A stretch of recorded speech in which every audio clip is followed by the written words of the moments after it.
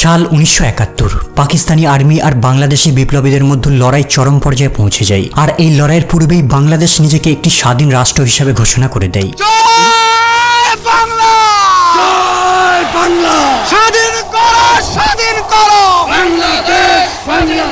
এরই মধ্যে 1971 সালের 3 ডিসেম্বর ভারতের বিরুদ্ধে পাকিস্তান হঠাৎ যুদ্ধ শুরু করে দেয়, আর ইন্ডিয়ান এয়ারফোর্সও এর প্রতিশোধ নেওয়ার জন্য যুদ্ধে নেমে পড়ে। আর ঠিক এভাবে শুরু হয় 1971 সালের ভারত পাকিস্তান যুদ্ধ। এমন এক যুদ্ধ যার শেষে একটি গোটা দেশ ভাগ হয়ে গিয়ে জন্ম নেয় একটি নতুন দেশ, বাংলাদেশ। আজকের ভিডিওতে জানবেন এই যুদ্ধের সূত্রপাত কিভাবে হয়েছিল, আর বাংলাদেশকে একটি স্বাধীন রাষ্ট্র হিসেবে প্রতিষ্ঠিত করার পেছনে ভারতের কতটা অবদান রয়েছে। 1971 সালের পূর্বে বাংলাদেশ পাকিস্তানেরই অংশ ছিল। সেই সময় একে ইস্ট পাকিস্তান বলা হতো, আর বর্তমানের পাকিস্তানকে ওয়েস্ট পাকিস্তান বলা হতো। ইস্ট আর ওয়েস্ট পাকিস্তানের মাঝে রয়েছে ইন্ডিয়া, আর এই দুটোর মধ্যে দূরত্ব প্রায় 2000 কিলোমিটার। আর দুটো জায়গাতেই ধর্মবাদে বিভিন্ন বিষয়ে পার্থক্য দেখা যেত, যার মধ্যে ভাষাগত পার্থক্য ছিল সব থেকে বেশি। সেই সময় ওয়েস্ট পাকিস্তান ইস্ট পাকিস্তানকে নানানভাবে বৈষম্যের চোখে দেখত। বেশিরভাগ মানুষ এখানে বাংলা ভাষাতেই কথা বলতো। কেবল 10%-এর থেকেও কম মানুষ ছিল এখানে যারা উর্দু ভাষায় কথা বলতো। কিন্তু তারপরেও ওয়েস্ট পাকিস্তান জোরপূর্বক উর্দু ভাষাকে ইস্ট পাকিস্তানের উপর আরোপ করার চেষ্টা করে। 1948 সালে জিন্নাহ ঢাকা শহরে উর্দু ভাষাকে ইউনাইটেড পাকিস্তানের জাতীয় ভাষা বলে ঘোষণা করে, আর বাংলাকে সব ধরনের অফিসিয়াল ডকুমেন্ট, স্ট্যাম্প আর মুদ্রা থেকে সরানো শুরু করে দেয়। Let me make it very clear to you. Leave no doubt that state language of Pakistan is going to be Urdu and no other language. East পাকিস্তানের এই ভাষাগত বৈষম্যের কারণে বাংলা ভাষা আন্দোলনের সূত্রপাত হয়। এছাড়াও পূর্ব পাকিস্তানের উন্নতির উপর সেভাবে নজর দেওয়া হতো না। 70%-এর থেকেও বেশি ন্যাশনাল বাজেট ওয়েস্ট পাকিস্তানের উন্নতির উপর লাগানো হতো। কিন্তু সব থেকে বেশি জনসংখ্যা ছিল ইস্ট পাকিস্তানে। ইস্ট পাকিস্তানের জনসংখ্যা বেশি থাকার পরেও সম্পূর্ণ রাজনৈতিক ক্ষমতা থাকতো ওয়েস্ট পাকিস্তানের হাতে। এত কিছু বৈষম্য থাকার পরেও প্রায় 20 বছর পর্যন্ত ইউনাইটেড পাকিস্তানের সিচুয়েশন বেশ শান্ত ছিল। কিন্তু এই সিচুয়েশন খুব জলদি বদলাতে চলেছে। 1969 সালে পাকিস্তানে মিলিটারি রুল চলছিল। দেশের প্রেসিডেন্ট আর মিলিটারি হেড ছিল জেনারেল ইয়াহিয়া খান। ইয়াহিয়া খান ঘোষণা করে সে খুব জলদি পাকিস্তানে ইলেকশন চালু করে গণতান্ত্রিক শাসন ব্যবস্থাকে নিয়ে আসবে। ডিসেম্বর 1970 সালে এই ইলেকশনটি হয়, কিন্তু ভোটের রেজাল্ট দেখে গোটা পাকিস্তান চমকে ওঠে। ইস্ট পাকিস্তানে মানে বাংলাদেশে শেখ মুজিবুর রহমানের আওয়ামী লীগের পার্টির ভালো প্রভাব ছিল, আর ওয়েস্ট পাকিস্তানে অনেকগুলি রাজনৈতিক দল ছিল। কিন্তু এই ইলেকশনে ইস্ট পাকিস্তানের আওয়ামী লীগ বিপুল ভোটে জয়লাভ করে। আওয়ামী লীগ 169টা সিটের মধ্যে 167টা সিটে জয়লাভ করে। যেহেতু পাকিস্তানের ন্যাশনাল অ্যাসেম্বলিতেই টোটাল সিট ছিল 300টা, যার মধ্যে 167টা সিট মানে অর্ধেকের বেশি সিট আওয়ামী লীগ পেয়ে যায়। এর অর্থ পাকিস্তানে আওয়ামী লীগের পার্টি রুল করবে, আর আওয়ামী লীগের লিডার শেখ মুজিবুর রহমান পাকিস্তানের প্রাইম মিনিস্টার পদে বসতে যাচ্ছে। মানে সম্পূর্ণ পাকিস্তানকে রুল করা লিডার পূর্ব পাকিস্তান থেকে মনোনীত ব্যক্তি। অন্যদিকে পশ্চিম পাকিস্তানের পার্টির লিডাররা আওয়ামী লীগের এই জিতটাকে হজম করতে পারেনি, কারণ মুজিবুর রহমান যতগুলি ভোট পেয়েছে কেবল পূর্ব পাকিস্তান থেকে, কিন্তু একটাও ভোট পায়নি পশ্চিম পাকিস্তান থেকে। জুলফিকার আলী ভুট্টো, যে ওয়েস্ট পাকিস্তানের সব থেকে বড় পলিটিক্যাল পার্টি পাকিস্তান পিপলস পার্টির লিডার ছিল, জেনারেল ইয়াহিয়া খানের সঙ্গে দেখা করে আর তাকে জানায় এই ইলেকশনটিকে ক্যান্সেল করে দেওয়ার জন্য। আর জেনারেল ইয়াহিয়া খান এক্স্যাক্টলি সেটাই করে। 7 মার্চ 1971 সালে এই ইলেকশনটিকে ক্যান্সেল বলে ঘোষণা করে দেওয়া হয়। আর এই শকিং নিউজটি শুনে গোটা ইস্ট পাকিস্তানের জনগণ হতবাক হয়ে যায়। তাদের সঙ্গে এত বড় প্রতারণা করা হবে যে তারা স্বপ্নেও ভাবতে পারেনি। ইলেকশন বাতিল ঘোষণা করার পরেই আওয়ামী লীগ পার্টির সাপোর্টাররা আন্দোলন শুরু করে দেয়। শেখ মুজিবুর রহমান এই সময় একটি পাওয়ারফুল ভাষণ দেয়, এক ঐতিহাসিক ভাষণ। তোমরা আমার উপর বিশ্বাস আছে? রক্ত যখনই দিয়েছি, রক্ত আরো দেব। এদেশের মানুষকে মুক্ত করে ছাড়বো ইনশাআল্লাহ। এমন এক ভাষণ যা সমগ্র বাংলাদেশিদের ইন্সপায়ার করে দেয়, আর তার নেতৃত্বে লার্জ স্কেলে প্রতিবাদ আর স্ট্রাইক শুরু হয়ে যায়। জনগণ আর আর্মিদের মধ্যে দ্বন্দ্ব শুরু হয়ে যায়, আর ধীরে ধীরে এই আন্দোলন সমগ্র পূর্ব পাকিস্তানে ছড়িয়ে পড়ে। এই আন্দোলনের একটাই দাবি, একটি নতুন দেশ গঠন, বাংলাদেশ। এবারে সংগ্রাম আমাদের মুক্তির সংগ্রাম, এবারে সংগ্রাম স্বাধীনতার সংগ্রাম।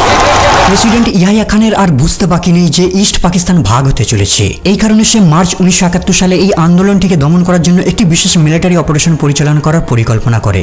এমন এক অপারেশন যা নৃশংসতার সমস্ত লিমিট ক্রস করে ফেলে। 21 মার্চ 1971 সালে রাতের অন্ধকারে ওয়েস্ট পাকিস্তান থেকে ঢাকার দিকে কিছু প্লেন ফ্লাই করে। কারা ছিল এরা? এরা সবাই ছিল পাকিস্তানি সোলজার, যারা একটি অপারেশন চালাতে আসছে পূর্ব পাকিস্তানে, সার্চ লাইট অপারেশন। পরের দিন শেখ মুজিবুর রহমানকে গ্রেপ্তার করে ইস্ট পাকিস্তান থেকে ওয়েস্ট পাকিস্তানে পাঠিয়ে দেওয়া হয়। কিন্তু গ্রেপ্তার হওয়ার পূর্বে শেখ মুজিবুর রহমান বাংলাদেশকে একটি স্বাধীন স্বতন্ত্র রাষ্ট্র বলে ঘোষণা ঘোষণা করে দেয়। এই ঘোষণাটিকে একটি ট্রান্সমিটারের সাহায্যে প্রচার করা হয়েছিল। অপারেশন সার্চলাইটে পশ্চিম পাকিস্তানের আর্মিরা বাংলাদেশ থেকে আওয়ামী লীগের লিডারদের আর আন্দোলনকারীদের খুঁজে বের করে ওপেন ফায়ার করে দিতে শুরু করে। আর এই গণহত্যায় প্রায় 3 লাখ বাঙালিদের হত্যা করা হয়। এই সময় কিছু সিনিয়র বাঙালি আর্মি পাকিস্তানিদের বিরুদ্ধে লড়াই করার জন্য একটি সেনাদল গঠন করে, যার নাম মুক্তি বাহিনী রাখা হয়। পাকিস্তানি আর্মিদের এই নৃশংসতা থেকে বাঁচার জন্য বাংলাদেশ থেকে লাখো নাগরিক ভারতে রিফিউজি নিতে শুরু করে। কয়েক মাসের মধ্যেই বাংলাদেশ থেকে প্রায় 10 লাখ অসহায় জনগণ ভারতে আশ্রয় নেয়। কিন্তু অধিক সংখ্যায় রিফিউজি ভারতে প্রবেশ করতে থাকায় ভারতের সমস্যা সৃষ্টি হয়, কারণ সেই সময় ভারত আর্থিক দিক থেকে অতটা উন্নত ছিল না। তাই এইসব শরণার্থীদের থাকা, খাওয়া, মেডিকেল কেয়ার আর বাকি অন্যান্য সমস্যার সম্পূর্ণ দায়িত্ব ভারতীয়দের উপর এসে পড়ে। তাই সেই সময়ের ভারতের প্রধানমন্ত্রী শ্রীমতী ইন্দিরা গান্ধী ঠিক করে মিলিটারি সাহায্য নিয়ে এই যুদ্ধের অংশ হয়ে বাংলাদেশকে সাহায্য করা উত্তম হবে, কারণ ভারতে এভাবে রিফিউজি কন্টিনিউ আসতে থাকলে একটা সময় ভারতের আর্থিক ব্যবস্থা ভেঙে পড়বে। তাছাড়া কিছু আওয়ামী লীগের নেতারাও প্রাইম মিনিস্টার ইন্দিরা গান্ধীর থেকে সাহায্য চাই। 24শে এপ্রিল 1971 সালে ইন্দিরা গান্ধী জেনারেল স্যাম মানেকশকে পাকিস্তানের বিরুদ্ধে যুদ্ধের জন্য প্রস্তুত নিতে বলে। আর এই আদেশ পাওয়ার পর ইন্ডিয়া ডাইরেক্টলি যুদ্ধে ইনভলভ না হয়ে ইনডাইরেক্টলি মুক্তি বাহিনীকে সাহায্য করত, তাদের অস্ত্র সাপ্লাই করত আর তাদের ট্রেনিং দিত এই ভারতীয় আর্মিরা। যখন পাকিস্তানিরা উপলব্ধি করতে পারে যে ইন্ডিয়ান আর্মিরা বাংলাদেশিদের গোপনে সাহায্য করছে, তারা মনে করে হয়তো ভারত তাদের উপর সম্ভবত আক্রমণ করতে পারে। তাই তারা ভারতকে ভয় দেখাতে অমৃতসর, আগ্রা, পাঠানকোট, যোধপুর, শ্রীনগর, আম্বালা মোট 11টা এয়ারফিল্ডকে টার্গেট করে বোম্বিং করা শুরু করে। ইন্দিরা গান্ধী যখন এই অ্যাটাকের ব্যাপারে জানতে পারে, সঙ্গে সঙ্গে রেডিওর মাধ্যমে অল ইন্ডিয়া ব্রডকাস্ট করে দেয়। जय हिंद। आपसे मैं एक खतरे के समय बोल रही हूँ। कुछ ही घंटे पहले करीब 5:30 बजे शाम के 3 दिसंबर पाकिस्तान ने हमारे ऊपर एक हमला किया। আর এই অ্যাটাকের সাথে সাথে ইন্ডিয়া অফিসিয়ালি বাংলাদেশের স্বাধীনতা যুদ্ধের অংশ হয়ে যায়। 3 ডিসেম্বর 1971 সালে ভারত পাকিস্তানের সঙ্গে লার্জ স্কেলে যুদ্ধ করার প্রস্তুতি নেয়। ভারতের জেনারেল ঠিক করে ওয়েস্ট পাকিস্তানে অ্যাটাক না করে মিলিটারি ডিফেন্সের উপর কাজ করবে, আর ইস্ট পাকিস্তানে ইন্ডিয়ান মিলিটারি গ্রাউন্ড লেভেল থেকে পাকিস্তানি আর্মিদের উপর অ্যাটাক করবে। গ্রাউন্ড লেভেল থেকে অ্যাটাক করার জন্য ভারতীয় সোলজারদের বাংলাদেশে পাঠিয়ে দেওয়া হয়। ইন্ডিয়ান আর্মিরা গ্রাউন্ড লেভেল থেকে, সমুদ্র থেকে নেভি আর উপর থেকে বিমানের সাহায্যে পাকিস্তানি আর্মিদের উপর আক্রমণ কন্টিনিউ চালিয়ে যায়। পরের দিন 4 ডিসেম্বর ইন্ডিয়ান এয়ারফোর্স ওয়েস্ট পাকিস্তানের বিমানের সাহায্যে উপর থেকে অ্যাটাক করা শুরু করে। অন্যদিকে ইন্ডিয়ান নেভির ইস্টার্ন ফ্লিট বাংলাদেশের 2টো পোর্ট চিত্তগং আর কক্সবাজারে অ্যাটাক করার জন্য এগিয়ে যায়। তাছাড়া বাংলাদেশে পাকিস্তানি আর্মিদের এয়ার সাপ্লাইকেও কাট আপ করে দেওয়া হয়, আর পানিপথের রাস্তাকেও ভারতীয় নেভিরা ব্লক করে দেয়। আর ভূমির ওপর মুক্তি বাহিনীর সেনারা পাকিস্তানি আর্মিদের খুঁজে বের করে মারা শুরু করে। 12 ডিসেম্বরের মধ্যে ইন্ডিয়া পাকিস্তান যুদ্ধে পাকিস্তান একটা বড় হারকে চোখের সামনে দেখতে পায়। 7 ডিসেম্বরের মধ্যে ইন্ডিয়ান আর্মি পূর্ব পাকিস্তানের মেজর পার্টকে দখল করে নেয়। পূর্ব পাকিস্তানের বড় শহর জেশরকে সবার আগে স্বাধীন করা হয়। এখন বাংলাদেশকে সম্পূর্ণভাবে স্বাধীন করার জন্য ঢাকা শহরকে ক্যাপচার করা অত্যন্ত জরুরি। 16 ডিসেম্বর 1971 সালে ইন্ডিয়ান আর্মি ঢাকা শহরকে চতুর্দিক থেকে ঘেরাও করে ফেলে, আর পাকিস্তানি আর্মিদের 30 মিনিট সময় দেওয়া হয় সারেন্ডার করার জন্য। এই সময় পাকিস্তানি আর্মিরা জীবন বাঁচানোর জন্য ঢাকা ইউনিভার্সিটির ভেতর লুকিয়েছিল।